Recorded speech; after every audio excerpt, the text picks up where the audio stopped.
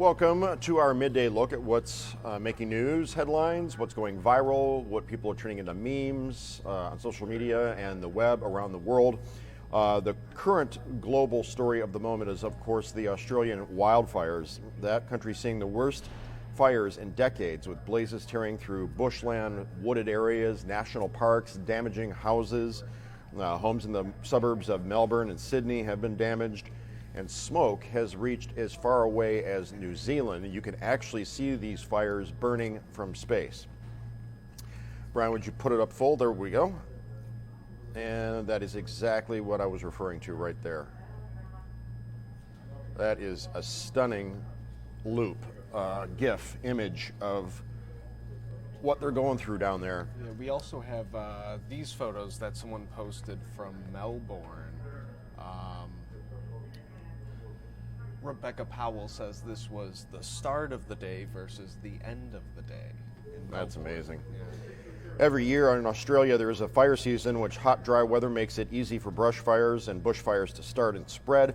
The blazes may be sparked by natural causes such as lightning strikes or human activity, like a discarded cigarette or a campfire that wasn't put out.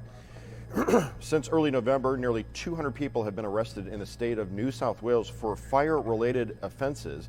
24 have been charged with deliberately setting fires. Others are charged with discarding lit cigarettes on the ground or failing to comply with fire bans during the dry season. Okay, so what makes the 2019-2020 fire season different is that typical weather patterns have been intensified by climate change globally.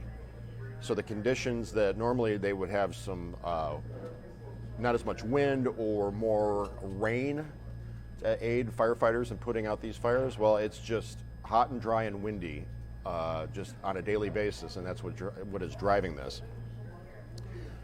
So Australia countrywide is seeing record high temperatures, prolonged drought. The Murray-Darling Basin, which is an area spanning most of southeastern Australia where the wildfires have been most intense, is currently in its most severe drought since record keeping began 120 years ago.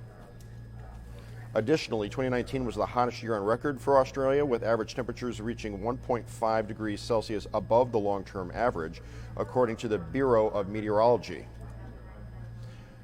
In the southeastern part of the country, temperatures were almost 2 degrees Celsius above the long-term range. And if you know anything about Celsius Fahrenheit conversion, that is 2 degrees Celsius in 1 year. What's going to happen in 20 or 30 years from now? Globally, scientists are saying that if we deviate even a few degrees Celsius from our norms, our planet's going to turn into a giant trash fire.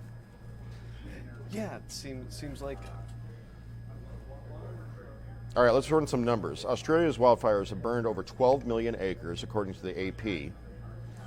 The 2018 California wildfires, remember those that threatened Malibu and parts of the northwest part of the state? Those fires only burned 2 million acres. Australia has given up 12 million acres to fire thus far. 25 people have been killed in the fires, 2,000 homes destroyed.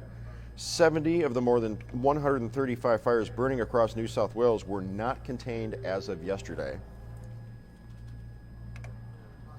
Professor Charles Dickman at the University of Sydney estimates that nearly 480 million mammals, birds, and reptiles have been affected by the fires, including the koala population. So Australian authorities have been working to contain the blazes for months. The states of Victoria and New South Wales are under states of emergency. More than 2,000 firefighters working on the ground, support coming from U.S., New Zealand, Canada. Australia's Prime Minister Saturday announced he would commit 20 million Australian dollars, 14 million US, to lease firefighting aircraft from overseas. Additionally, you've got the Red Cross helping out, the Salvation Army, the Rural Fire Service, St. Vincent de Paul Society.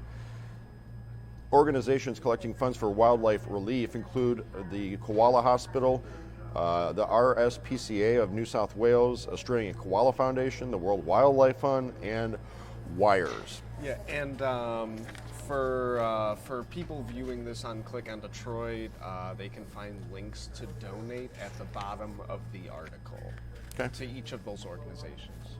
All right, thank you, Brian. And thank you for watching us and sharing your thoughts in the comments. And we look forward to seeing you again here later this week.